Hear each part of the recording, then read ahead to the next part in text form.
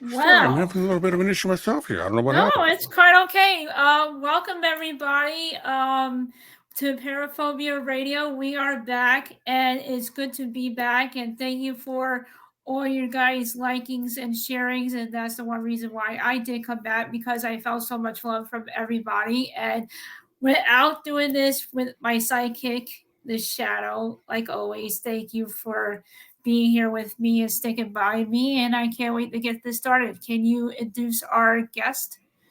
Well, before I do that, I do want to take a moment to kind of get this shared out real quick so we can try to Mm-hmm. get more people in. And I don't know who the hell you're talking to, this weird guy Shadow. I mean, sounds like a real putt to me. You know what? Uh, Don't pay no attention to him because he talks so much shit. It's not even funny, but it is funny. right. Well, again, before I start, I do want to do some real quick things. Number one, this show is being streamed to Parapost Network. Mm-hmm. And if you don't know what Parapost Network is, it is a network for the paranormal podcast, but they're starting to branch out to other things besides paranormal.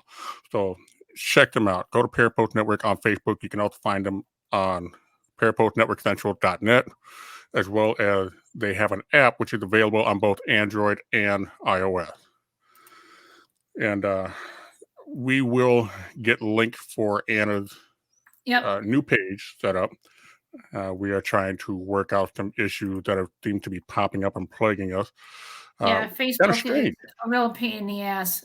No shit. I mean, Oh my she has god, batshit crazy. Trying to figure this shit out is like, oh my god. Like, right. just Yeah, have when a you button. Like, seriously. I've been trying to figure this shit out all week, and it's like, oh my god, like, you made this any more complicated. right. Seriously. So yeah, okay. There's one page. I'm gonna share this out to one more page. Can't forget Aaron Wing from Mm-hmm. Nationwide Paranormal. Thank you, Aaron. Another Aaron. He's always I get you guys confused all the time. well, Like, who are you us talking Aaron's got about? to stick Right together. there. All right. Okay, so that's all set up. We're sharing, and let's see. All right. I don't know if he caught us, but the man behind Hi, Parapost, Brian. right The there. best. Absolutely. And yeah, if you also if you want to check out some of his stuff, thank you for sharing it out, Brian. If you want to check out some of his other stuff, he does have another YouTube channel Mhm. called Hunterphobia, and that's where you see his paranormal investigations. He's got some really good stuff out there, so check Yep. him out on YouTube, Hunterphobia. Yeah, All he right, Brian's very supportive, and I really do appreciate that, he brought me onto the network, and really absolutely. big shout out to Brian for that. So You know please go what? and support everything he has and his network as well. You need to be over here. There we go. Yeah, I was like, what just happened? Like, why am I skipping? Oh, I'm skipping. Why am I I why am I don't being know. so weird? I don't Because you know. moved it? Yeah, I moved you over to the other side, Okay. but should be all right from here on out. We'll just give it a few minutes and it should smooth out. There it goes. I was like All in right. zombie mode or something. Like, what the hell? All right. So I'm going to bring in our next guest. He is the one of the founders for um, Newport Paranormal Society, as well Mhm. as Southeastern Ghost Research Association. Hopefully, I said that right. He's also been No, on a you were lot fine. of. He's been on a lot of other Paracons. You probably recognize him if you've been to a few of them. He's been on quite a few shows as well. So, ladies and gentlemen, Nathaniel Elwell. How's everybody Welcome, doing tonight? welcome, welcome. I Doing appreciate fine. you on. You're so welcome. Happy to have you here. So, um, my best question that I always ask everybody is please tell a little bit about yourself. So my name is Nathan Elwell, or Nathaniel. I go by Nate. I've been investigating the paranormal for over 16 years. I started off in Alabama, which is where the Southeastern Ghost Research Association is out of. Roll Tide. And then when I moved up here to New Hampshire, I started the Newport Paranormal Society. Now, the Southeastern Ghost Research Association is still operational. I run everything behind the scenes. I have someone down there that actually runs all the cases for me. Mm-hmm. Okay. Wow, that's a whole lot to handle. That's a lot. So it's a challenge at times. Yeah, the paranormal is definitely a huge challenge. So I totally feel you on that. You know what? It's worth it. It 100% is. It is. It really is worth it because the paranormal field is so fascinating. You learn something new every day. You have new equipment coming out all the time, and the minute you turn around, there's always something new going on. So I just love it as much as everybody else does. It really is fascinating. It is. You never really know what's going to come out. And it's really funny that you say that about equipment because, it's like just when you think you have the newest thing, the next newest thing comes out. And it's insane how quickly, the stuff cycles through. And when you sit down and think about it from a logical standpoint, and a lot of the stuff that we use, we basically, we deal in a form of a pseudoscience, a science that's not a science. And you can't take it and put it into a room, run a hypothesis on it, and completely control what you're doing and recreate results. You can't do that. So everything we do is on theories. And, that's what makes it so great is people can release this new equipment. And in theory, it does this. And when it reacts or theory suggests, that's pretty compelling. Absolutely. And that's what is so fascinating when it comes to paranormal equipment because it's fascinating when it goes towards with the spirits and how they react with the equipment. They have to put so much energy into certain types of equipment to break that shield to make it go off. And it's just so amazing that what this equipment can be and do towards when you're ghost hunting. Yeah. And Tom's a great guy. Love Tom to death. How you doing, Hi, buddy? Tom. Thank you for joining. Yeah, he's very supportive. I met him at the Paracon down in Massachusetts. We were in the bed and breakfast together. Awesome dude. Nice. So I'm curious, what was the very first paranormal event that you had that got you started on your journey in the paranormal? So that's a good question. And it's a kind of a loaded question as well, because there's a lot that goes into it. So I'm Wiccan and I've been Wiccan since probably, age 13, 14. My grandmother got me into it. Okay. And awesome. So there was a point in time where I was going through something really dark in my life and I created a voodoo doll for someone who I thought had wronged me. And I don't know if you know anything about Wicca or not, but the rule I do. is once you put it into the atmosphere, whatever you put out will return to you tenfold. Absolutely. And so the basics of it was I made this voodoo doll. And oh boy. I'll be honest with you, I don't know whatever happened to it. I remember making it, sitting it on the shelf, and then for some reason I don't remember it after that. So I don't know what happened to it. But a week and a half after I made this voodoo doll, my pet pit bull Stormy passed away. Oh. So whether or not that had anything to do with that, I'm not positive, but I can tell you that for the next probably 7 years, I was haunted by something that kept pulling my blankets off of me. Oh, hell no. Knocking all out. But so it's for the people watching who don't know, I'm getting over the flu. So I'm trying to push this out. So that's okay. Take your time and just, I'm so if you need a break, let me know. Like it's really difficult for me because I talk extremely fast. And so I overexert myself and then I have issues catching my breath is what happens. No, it's quite okay. So, if you need a break, let me know. We'll take a break and it's fine. No worries. So basically, after the dog died, right, I would go to lay down in bed and I'd feel tugging on the bottom of my blanket, about where she would sleep at. Right. After 3 or 4 times it is happening, 3 or 4 days in a row, I kicked my foot back and hit something solid. And I don't know what I hit, but it dawned on me as soon as my foot hit whatever that was that there's nothing down there to hit because the dog died. Should be nothing there. Right, exactly. And I don't know what it was, and it could have been in my imagination. I was half asleep, but I Mhm. swear I heard something that did not sound human say my name. Wow. It sent shivers down my spine, and I probably froze in place for a good 20 minutes. I rolled over, turned the light on. And funny thing about me is I'm OCD about certain things. And one of those things I'll show you right now. That door is closed. Every door in my house is closed at all times. I do not like open doors. Never have, never will. And when I woke up and rolled over, my closet door, which I had put a latch on to ensure it stayed shut, was wide open. Right. Following that, which went on for about 3 or 4 weeks, the nightmares started after that. I started having nightmares of myself dying in various ways, which was really freaky because I could see it like out of body experience style. It was really strange to watch. And then I would hear tapping on my window. And after the tapping, like the stuff just progressed and it got worse. And then it all culminated in July of 2006 when I was married to my ex-wife at the time, and I come home from work. I was working night shifts. I was working the I think 6 o'clock to 3 a.m. shift.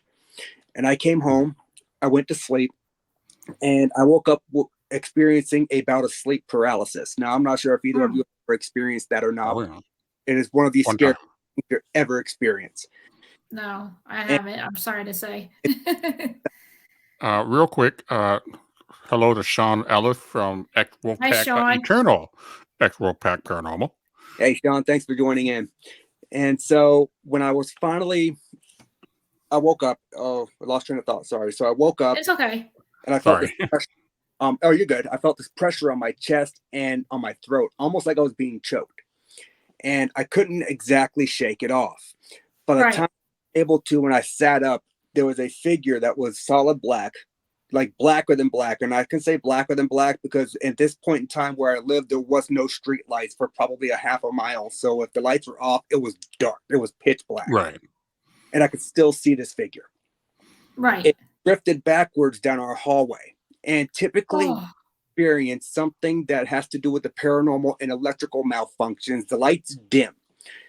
This had a reverse effect. The light actually got bright and then blew up. Like the light bulb exploded. wow. And it was 3 days after that that I started really digging into books and going to libraries and trying to better understand what was going on. But I dealt with it for a good 5 or 7 years before I actually started looking into it and Wow. That's something. Wow, that's crazy. If I had that happen in my house, I'll be packed out and ready to move out. oh, Either that No, or I'll I'm be good. either that or so, my phone will be going off. Aaron! Yeah. so I'll be calling, screaming. Can you help me? if anyone is interested more in a more in-depth story than the condensed version that I can give here, because we're on a time frame here. So on my YouTube, I actually do have a 3-part video of what got me into investigating the paranormal. Okay. Well, So, it goes a lot more into detail about the things that I experienced. Well, funny that you said that because my next question was what really got you into the paranormal? Because you said you're into Wicca and paranormal, so they're both two different. Well, not different, but different in a way to where why you choose those both So, paths. so the Wicca thing, that kind of just fell into my lap. I was at a point in my life where I didn't know what kind of religion I wanted to follow. And my grandmother, who was a practicing Wiccan, just got me my first book. She got me my first set of incense. She got me my first set of candles. She got me my first pentacle. Nope, that was it. She sat me down. She talked to me about it. And I don't use Wicca in the form of what some people might think it as, casting spells and stuff like that. That's not why I use it as a form of meditation and self-centering. Nice. That is what I use it for. It helps me calm my nerves. It helps me keep my temper in check.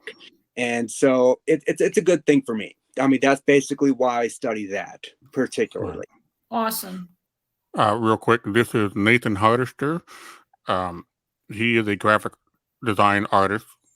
So if you're ever looking for having some graphic work done or help with it, you can reach out to him. Great. Thanks for stopping by, Nathan. So I kind of want to go back to that sleep paralysis thing on one thing real quick. When you saw that shadow figure, were you able to determine if it had a male or female type of energy? So I was not able to determine that. I'm going to be Okay, honest. Like, I know some people when they see the shadow man, they see it with a hat, the hat man, and right. I couldn't see a hat. I couldn't see a facial structure. Literally, it just looked like a black shadow. Now, if I had to put my own opinion based on the size as to whether or not it'll be masculine or feminine, I would say masculine based on the size. Right. Uh, Right. because it was a pretty decent sized figure. So, with that said, with the figure, do you feel like it came from you? With I know you say you did do like spells or rituals and stuff like that. Do you feel like the figure can be one of your guides, or can you feel like it's like something part from the house? That's difficult to say. I can tell you that the particular place I was living when I incurred the shadow, when the shadow thing happened, my brother actually lived there before I did, Okay. and he used to say that the place made him feel extremely uncomfortable. He Right. never told me that he experienced anything as far as a shadow person, but he used to tell me that when he would shower, he would feel watched. In the back bedroom, which was the master bedroom, which is where I had my experience, he said, you would feel uncomfortable in there at times. It wasn't a constant. So is it plausible that whatever I experienced was something attached to the land and not necessarily, me? That Right. that that's a very good probability. I would more weigh in on that, considering the fact that I know other people who had lived there and they themselves said that they thought something was off about the place. Okay. Do you know anything about the history on that place? I don't. I can tell you right now, like this place is a small town in Alabama called Clayhatchee. It's a place where the police department closes at 7. If you want any help, you got to call the state troopers, and it takes them an hour and a half to get there. Like a very backwoods, out in the middle of nowhere town. Boonies. Yeah, say with me, live in the boonies. You know what? I loved it because I'm a private person, so Right. it Yeah. didn't bother me at all. Now, funny thing, when I was a child, we actually lived in that same exact trailer park, and we lived 4 trailers down from the trailer that I was living in then. And my family, they struggled with addiction. My mother and father both did, and they've already said I can talk about it. They're not ashamed of it. They've been clean for going on 15 years now, and so the crazy thing is, my mother, when she got out of rehab, she went home and the house was filled with smoke that would not leave until my father read out of the Bible. Okay. So that makes me feel as though there's something on that land. Right. Right. If it's happened way back then and stuff is still occurring, and my niece currently lives on the same property that I used to live on, by the way, and she experiences things. So Wow. I have no doubt it's got to be something with the land. Right. So it was excuse me, Lisa, Lisa Marie from Key to the Other Side Paranormal. thank you for joining, honey. Absolutely. So, have you ever thought about doing some research on the land and why this is happening? Like, you can go to the library, see if you could find, is it the house, is it you, is it the land? So Like, it can be so many different things. It's kind of hard to tell where it's coming from. So when I tried to look up the history of that town, I would have had to have gone to the Dale County Courthouse.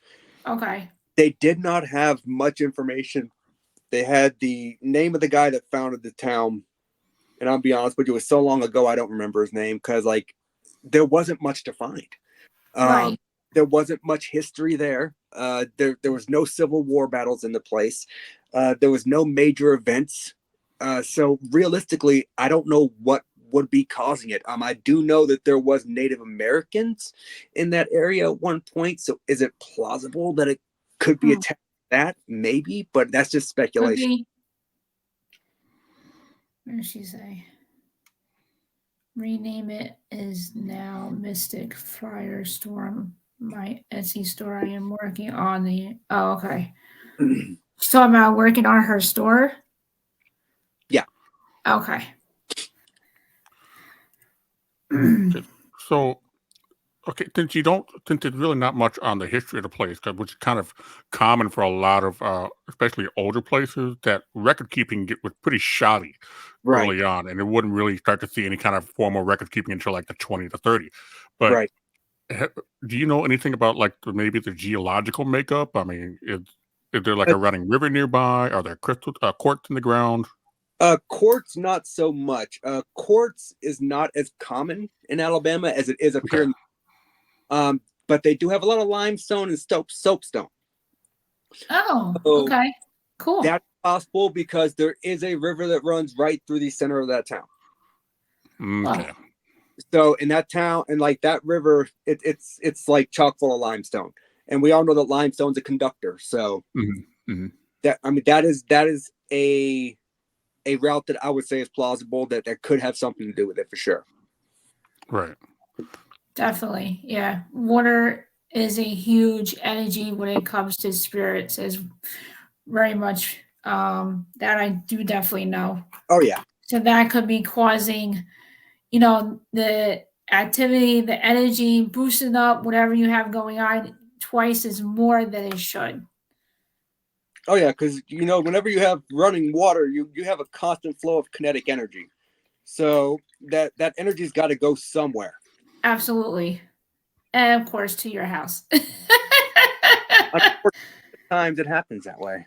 As far as ley lines, I have never actually looked into that. That's actually I don't look into that either. Fortunately, you would think as a paranormal investigator, you would think that we should look into that, but we really don't. Well, so I do look into ley lines per se. Okay. Back then, I didn't even have a smartphone.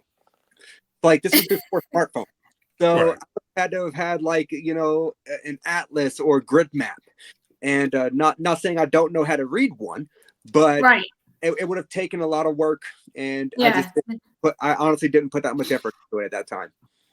Yeah, don't feel bad. I don't read into them, so I don't even think of them half the time when I'm doing the investigations and all that other stuff. So I got you covered on that. That's a good point too, Brian. That's very possible. I mean, because I don't know what happened at the place before we were there. So, I mean, there's no telling. It's like here where I live now. I live in a town that was founded in 1786, and pretty much the whole town burnt down in 1923. They rebuilt only to have it burned down again in 1926. Wow. Any records on the town before 1926? Yeah. Wow, that's crazy. The house that I live in was built in 1908, and I cannot find anything on it past that's crazy that time. So, you would think they would at least have something, especially from the town being burned down, or at least some kind of record on anything. That was the thing. The odd thing was both times there was a fire in this town, the Hall of Record burnt to the ground. Right. So, what records they did have or were able to salvage are only partial records. Right. Yeah. Well, wow. When you when you first start getting into investigation, what was the first place that you was in your mind? What was the first place you went for your very first investigation? So my very first investigation is something that I will actually never forget. Because of an occurrence that happened that Oh yeah, Thomas, I know you always got answers, buddy. But I love Tom to death, man. So, but my first investigation ever, me and my ex-co-founder, I ended up having to remove this person from my team because I caught them whispering to voice recorders. And falsifying evidence, not a good thing with me. So I had to remove him. And so we go into this old abandoned house, right? In this house, I found some military service records stating the fact that this sustained a gunshot wound in the leg during Vietnam that ended up being his cause of death. He ended up getting gangrene after coming stateside and dying in the house. So we are back in this very back room. You cannot use the back door. The only way in is the front door, which is at the opposite side of the house. It's probably 1:30 in the morning, maybe 1:45-ish. And we're in the back room. And I say, if there's anyone here with us, could you give us a sign of your presence? And we hear this really loud thump and a dragging noise come from where would be the attic. But this being Alabama, not many places have attics. We have so most likely was not a ghost. Most likely was a raccoon dragging something across the floor. Oh, gee. But oh my God. So we hear this noise, right? Room goes dark. The only thing I had with me was a flashlight, a 35 millimeter camera that had a 15-second wait for the flash to recharge, and my voice recorder. Well, my co-founder had the flashlight. He heard this noise and dipped. He left me in this. Oh my God. And I'm trying to find my way out of this house. Take a picture, 5 steps. Wait 15 seconds. Take a picture, 5 steps. It took me probably 20 minutes to find my way out of the house. And I get out the back door and he's standing. He's like, dude, did you hear that? Well, no shit, I heard that. Where the fuck did you go? He was like, I'm sorry, that just spooked me. I'm like, you had the flashlight, dude. See, I would do that to Aaron. I am so going to do that to Aaron because that's how I get sometimes with new places. I'll be like, oh shit, I'll see you later. Yeah, and I don't pick nice places. See, it wouldn't have bothered me so much if he had the camera and I had the flashlight. Right. But that's not, unfortunately, how it worked. But it made a great memory. And I actually caught an interesting photo on my way out that I actually showed to Thomas Gormley, and he gave me a really good explanation on it. So I don't think it's paranormal anymore. I did until last. Oh. So he gave me a really good explanation on it, and it made a lot of sense once he actually showed me what he was talking about. I should have, sometimes I ask people before they come on if they have any evidence, and I haven't done this in a while, so I kind of forgot to ask you because I usually do some slideshows. So this way, you know, you can show the whole world. I say, hey, listen, I have great proof of paranormal evidence, and I should have asked you. I didn't. But if you want to post stuff on this page, you're more welcome. Yeah, we can get him back on. We can do that. Yeah. Oh, well, I can tell you that as far as evidence goes, I typically will not share what I get. And the reason I don't is specifically because of the fact that I do a lot of residential stuff. And even though you can't tell the location, you can't tell who the people are or whatever, I try my best to keep their privacy private to me and them. Okay. Yeah. Because you never know. You might have somebody watching your show and recognize the room. Right. And then, I didn't think about that. He could be like, oh, he said he wasn't going to say anything. And so I try my keep my word that if they want it kept private, I keep it private. Right. Yeah. A lot of places are very fishy about that kind of stuff. So, so where did the team come in? Do what? Where did your team come in? When did that first start? And how did you get that all together? So the one in Alabama, that one, so we had the investigation with just me and my co-founder, and it was probably 4 weeks later that I was telling people about what I started doing. And, you know, it was just a bunch of friends. That's literally it. Like, and now my actual team here in New Hampshire is nothing but family members. And I keep it that way specifically because it's less of a distraction. Right. When I have people coming in, don't get me wrong, I have nothing against training people. I have a whole training program just in case I do bring someone else in. Right. But I try to keep it to the minimal distractions because the more people you have roaming around a location, the better chances of you not capturing something that's legitimately paranormal because you really keep track of everyone. Yeah. Yeah. Yeah, I've noticed that my very first major investigation was the Palmer House Hotel in Sauk Center. This was after I saw it. Yeah. Which Ann and I will be investigating coming up Mhm. in April. May, April, May. Yeah. April. Yeah. And Nice. it's for the Global Ghost Hunt.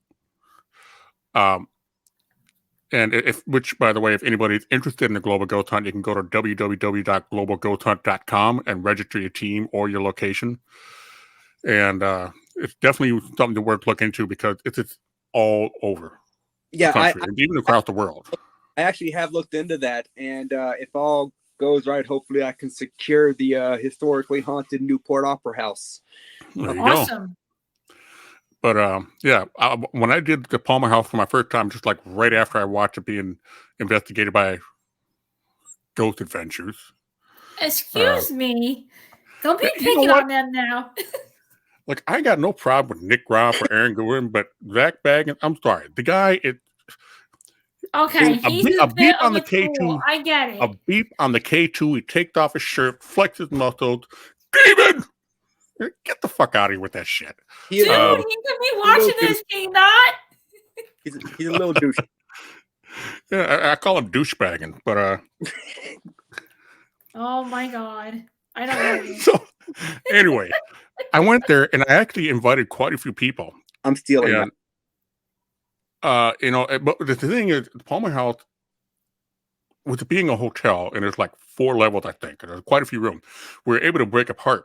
But now that I look back at it, I'm starting to wonder if maybe I should have kept the group a little bit smaller, because it feels like when you have, like you said, when you have a lot of people, that tend to just kind of throw the location off.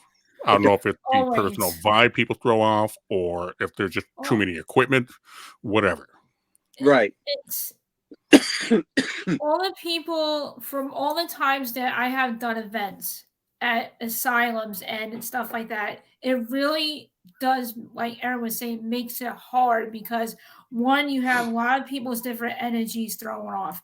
Then two, a lot of people can be negative and you don't even know it, and there could be a causing more issues with that as well with the spirits.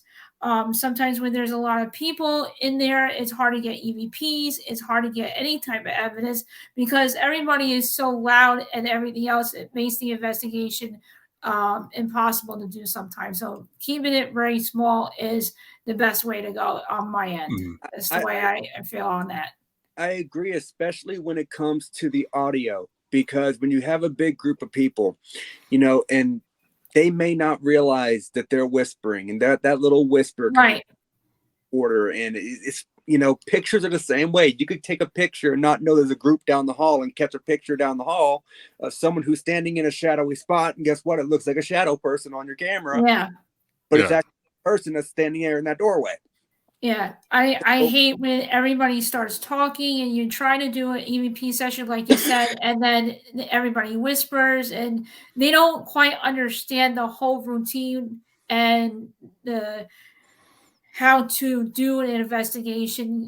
People go in there, they're goofing off, and they don't really see it the way we do. And this makes it very, very difficult. And it's like when you go back to listening to the EVPs and you hear that whisper, you're like, oh shit, it's not what you want. It's like crap. There's something you could try, which is something that I do, and I'd have to fire up my laptop to get to the actual name of the program because I cannot remember off the top of my head. But if I do public stuff like that and I catch something that I even think could possibly be an EVP, I run it through a program that breaks that voice into the human vocal range, so it gives it to me in decibels.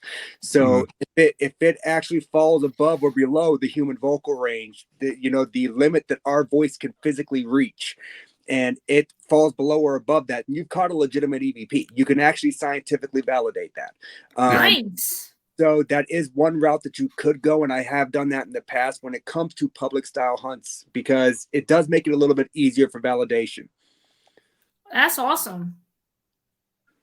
So I got to ask, what, and I'm pretty sure you've had a lot of people ask you a question. What's your favorite piece of equipment? Or let me rephrase that. What's your favorite technique? So snorting pants. Oh man. I am not gonna lie. I am an old school guy. Like, my favorite piece of equipment always has been and always will be my trusty RCA voice recorder. You can get your DR60 pieces of shit all you want. You can sit there and you can use whatever else you want. I love the RCA voice recorder that I spent $25 at Walmart. The thing has never done me wrong, and I love it. The batteries last forever. The audio is clear. And now I have to go out and get one. I'm like 20 minutes away from Walmart, so now I gotta look into that. Absolutely love this recorder, and I've had it for probably 10 or 11 years. And wow. Probably one of my favorite pieces of equipment. I actually recently just decided to get one of these little 360 mic ones. I'm gonna test that out soon. Nice. My favorite technique is a technique that I've been working on myself. Actually, I'm trying to perfect it. I've been working with strobe light filming. So, okay. In theory, whenever you go to a haunted house or in a haunted attraction and you walk through the strobe light, your body slows down, right? Right. So keeping the camera in focus is the difficult part. But if you take 3 strobe lights at 3 different speeds from 3 different directions, your camera will stay in focus. So in theory, as you're doing this, if a spirit walks through said lighting, should they not slow down like we physically do? Right. Well, yeah. Totally get that. Let me rephrase, if they have mass to them and they're visible. Right. Then they should, in theory, slow down just like we do when we walk through strobe lights. Right. So I've been working with that for a while now. I've got it to the point where I can set the strobe lights almost perfectly where the camera will not constantly lose focus. That's the main part. That's the difficult part. But if I had to choose any other technique, it's not even really a technique. Just sit and listen. Yeah, absolutely. So, like you're saying with old equipment, how do you feel with the old-fashioned equipment where it comes to, just using the powder or using the bell on the rope door to door? How do you feel with that with the new equipment that's out now? I think the new equipment that's out now, don't get me wrong, I think it's great. I have some of the new equipment. Somewhere over here. Well, you have to. It's so interesting. Yeah, I mean, somewhere over here, I recently got this nice little laser grid. It's a red laser. Nice. I've got a green laser grid. I've got a crystal pod from Lauren Helkinson. I've got some of the newer stuff, but I love my old equipment. Like I have a Dr. Gauss meter, not a K2. I do have a K2, but I have a Dr. Gauss meter. It emits noise because I can use it as a stationary device and leave the room, and I can actually hear it. I don't have to be depending on seeing the lights. And so there's different ways that everyone does it. And don't get me wrong, I've got nothing against everyone who uses the new school equipment. I've got nothing against the old school style works for me, like the sitting there. It does. It absolutely. I still got old school in my case. I still have from back in the day, and it still works. So I totally get where you're getting at. I still have a voice recorder that takes mini cassette tapes. Yep. I have one of those. I wish if I knew we were going to talk about old equipment when we're done, I'll take a. No, I'm serious. I have a cassette tape recorder in my room, and I haven't used it in quite some time because I've been lazy to find the tapes. But I'll show you after here, and you'll be like, "Wow, that's pretty old." Yeah, I haven't pulled it out and used it in a while, but in my equipment stash in there, I've got a 1977 Bell & Howell 8mm camera. Cool. I have out of I know it's early 70s, but I have an old school Canon.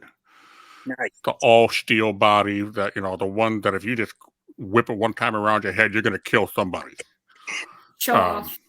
No, I mean, it's not. My sister gave it to me for Christmas one year because she knew I was into photography. But I do have to.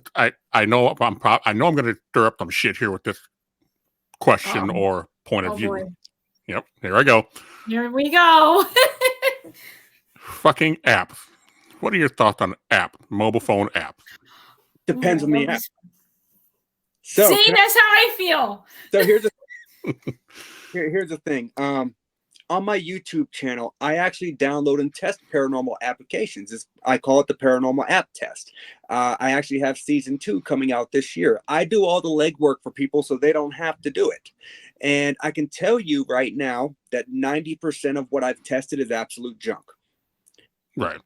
There is a lot of junk ones out there. I have a 10% that I am not going to tell you that they work, but I can tell you that the stuff that I experienced with them was a little bit more than coincidental for my liking.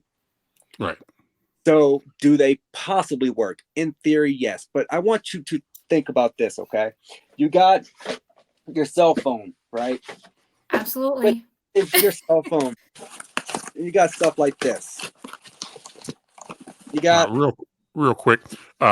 Brandon from Paranormal in the Fun House. Thanks for I stopping just by. got that. I just got one for Christmas in purple. Yes, so you got stuff like this. You got. Oh, I like the black one. Your proximity sensors, right? Right. Right. So think about this. Your phone has how many sensors in it? You have a touch screen. You have a barometer. You have distance. You have GPS. You have a weight. You have a compass in it. So you obviously have a magnetometer. You have all these different sensors within your phone. So if spirit, in theory, can manipulate a device off of a sensor like this, why could a spirit not, in theory, manipulate the sensors within the mechanical devices of your phone? Right. Well, okay. Here's the thing. One of the reasons why I have such a big issue with apps. The newest one that I'm seeing that's all over YouTube and Facebook, and it's really starting to irritate the shit out of me. GhostTube SLS. I hate it. I have this one. No, not that one. No, not for me. GhostTube SLS. Let me tell you something. If we go off of that right there, when I tested that on my YouTube channel, right, I actually got a figure inside of a jug of water, a 2-gallon jug of water. I think what I'm going to do is I'm going to screenshot that and sell it on eBay as a haunted jug of water. I have a screenshot to prove it. Yeah, well, see, the reason why I got so mad about the GhostTube SLS is because I actually have 2 different models of SLS, and I've seen what they look like when they're taken apart, and the amount of hardware that's needed for an SLS to work, and not to mention the kind of program you need for the SLS interpretation to be able to, break the data down into something that you can see. There's no way you can fit that all into a cell phone. No, and you're 100% right. I mean, for one, your cell phone lacks the structure that's needed. It requires that structured light setup that you would receive from an Xbox Connect, because it puts out the infrared grid. So yes, you're the hardware on your phone for any SLS application to work. If you download an SLS application and you think that it actually works, you have my sympathy. Yeah. So what are you trying to say? That I believe in the apps that they work? Is that what you're trying to tell me, Aaron? No, I'm just saying some apps. I mean, there's a couple apps that I've tried that I do feel that really do work. But SLS ones, I don't believe in them. No, not one bit. No. But when I go through like Google Play, they're really hard to get into. No, I can definitely recommend some, like the Iovolus, which is put out by Ghost Stop. You know what Ghost Stop is? I have it. You gotta send me that one. Actually, the Iovolus was originally put out by Digital Dowsing, which is another reputable company, and then Ghost Stop the application.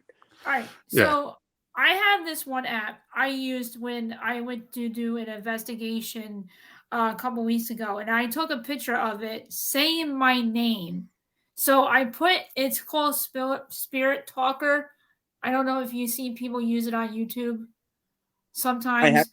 I actually have it downloaded. It's on my season 2 app test list. How do you feel on it?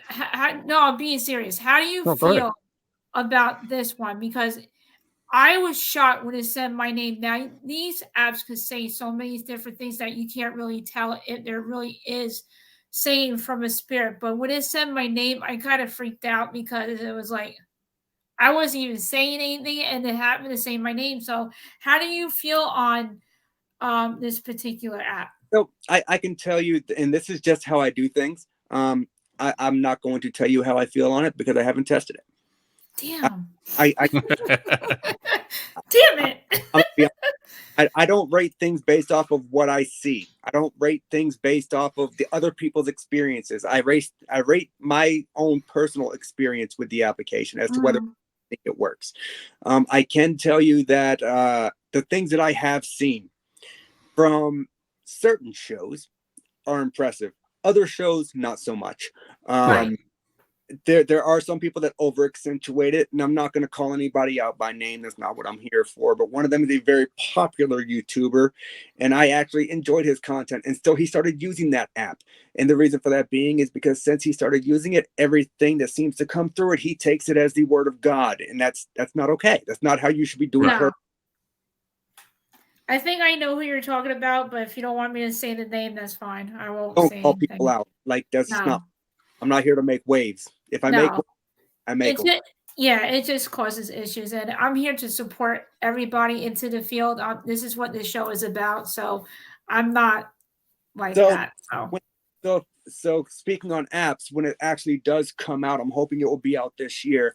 I actually wrote a book called Downloading for the Dead, Investigating Paranormal Applications. Awesome. Congratulations. So this is a detailed look into the paranormal applications that I tested during season 1, like going in behind the scenes of how the applications actually worked. I talked to a lot of the app developers, and they gave me some insight. They gave me some, some inside stuff. So it's actually quite interesting. Hey, Jeff, thank you for tuning in. Oh, sorry, Aaron. Go ahead. No, well, no, I was just going to do the same thing. Jeff. I'm not going to say your last name, Jeff, because I'll probably butcher it. But again, thank you for stopping by. Only you. I'm that, like it says right below my name, that one weird fucker. So, the Bel Air house. That's been on my bucket list for quite a while. Yeah, I'm very lucky to be a part of it. Thank you to Aaron. So I'm nervous and don't know what to expect. Well, okay. Major app would I recommend? If I had to choose one, and you know what? It's got the silliest name you've ever heard. The Ghost Hunting Tools app. Silliest name. I have that. But I can tell you what. Ghost Hunting Tools app, is that what it's called? Yep. So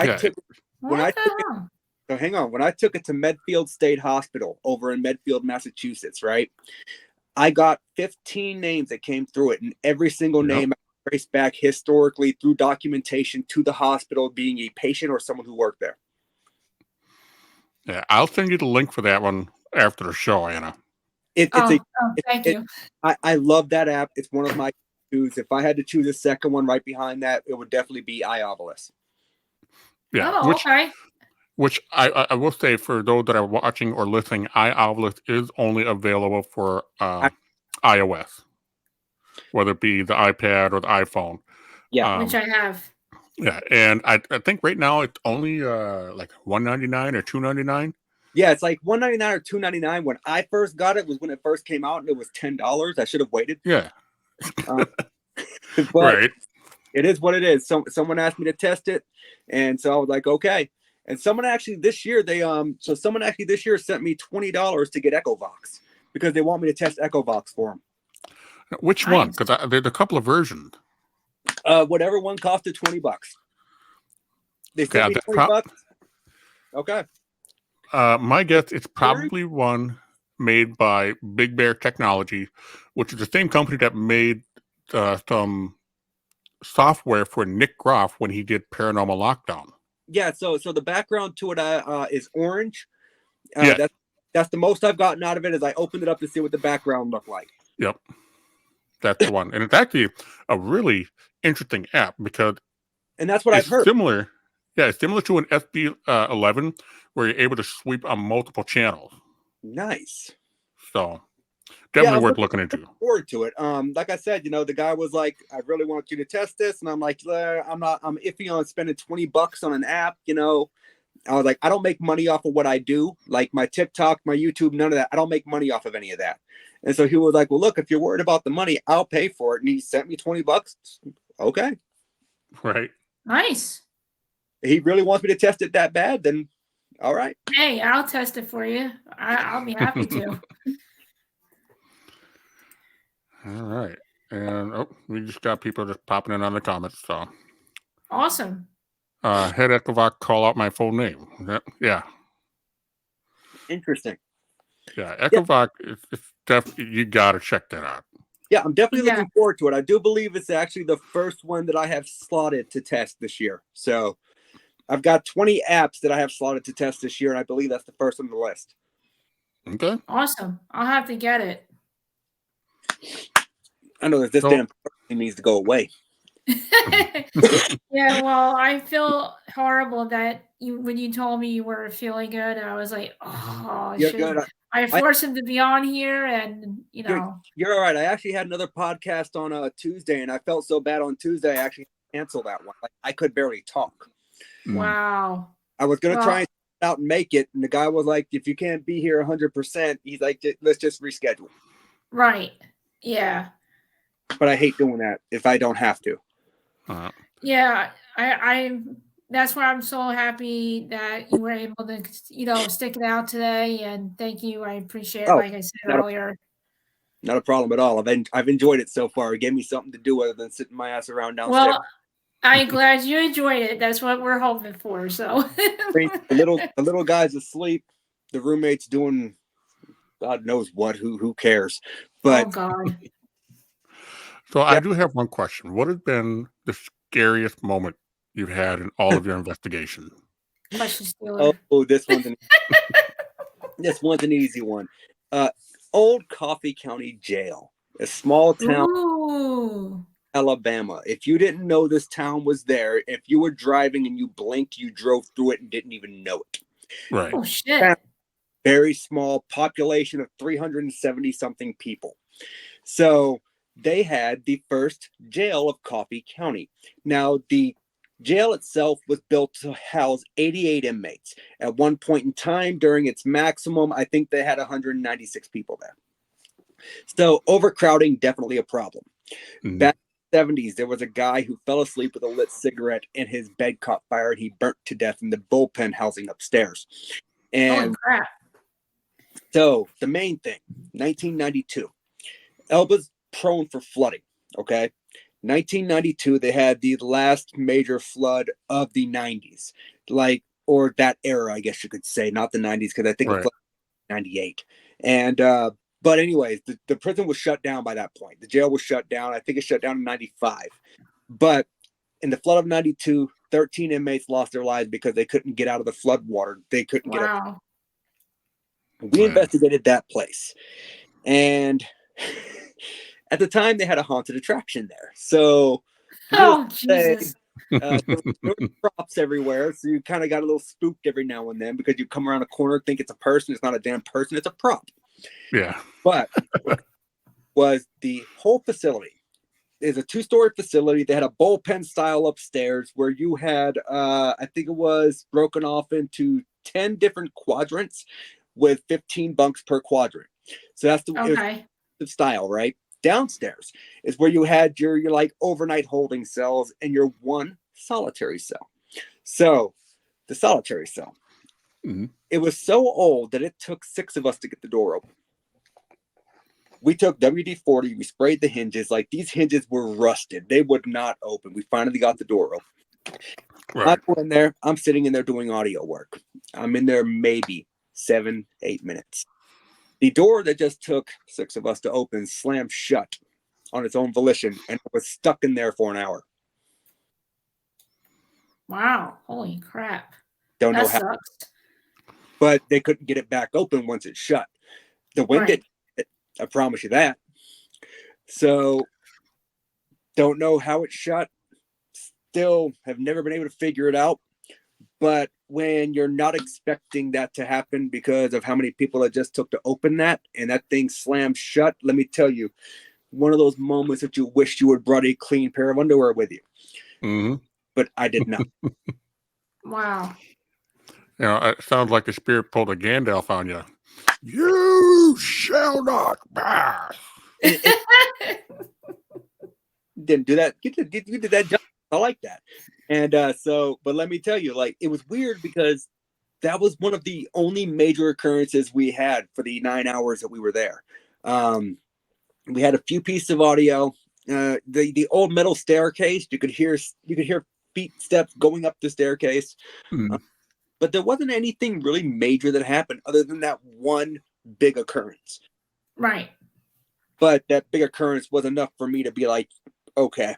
So when we brought the evidence over to the the Chamber of Commerce, the people who put on the haunted attraction stopped putting on the haunted attraction at the place that year. I don't know if they found out what we showed them or what, but they moved from buildings. Like, they switched buildings. Chicken. I kind of feel like if you're going to run a haunted attraction, what better place than an actual haunted building? Right. Yeah, I mean, you got 2 in 1, so that's like the best thing, but not for me, but no. So that was probably my number one, I would say, moments that like made me question whether or not I still wanted to do this, because it really did help. And I've been to some other places that were a lot more famous. You know, the Sloss Furnaces in Birmingham, Alabama. I've been there. Yeah. I've been to the Castillo de San Marcos in St. Augustine, Florida. I've investigated the Leon Fountain of Youth Park for Native American spirits. I mean, I have been, to some major places, and none of them delivered anything as shocking as that one moment. Wow. You would think you would get something from all these places, but you only got that one little thing. Oh, I mean, they all have their moments, but yeah, absolutely. It's just that wind. But nothing like that, because I can't explain it by the wind. I can't explain it by someone physically doing it, because there was no one standing by the door. Right. I've got no way to explain it, and it was fucking loud. Right. I've had one moment like that. This is had to be about 2 years ago, maybe 3 years ago now. But there's a series of caves along the Mississippi River in St. Paul, Minnesota. And this place was known as a place for smugglers and bootleggers and gangsters back in the Prohibition. And over the years, some of these caves have been taken over by some less than desirable individuals. And there's one particular cave called the Altar. And what it was, you go into this cave, and the cave got narrower and narrower, came down to a needle's eye. And you literally had to crawl like this to get through it. It's only a couple of feet. But I'm claustrophobic. There's no fucking way you're going to get me in that little hole. But anyway, you go into that, and then it opens up, and there's like an altar with a pentagram and candle holder carved into the back wall, because it's all sandstone. Right. And me and Neil, the co-founder of Night Watch, we're driving up this one lonely road that goes up to it, and we parked the truck in the parking lot that's adjacent to the cave, because there's a park back there. And we're walking down the road to look for the cave, and I said, dude, I swear if I find that altar cave, I'm leaving. Because bye.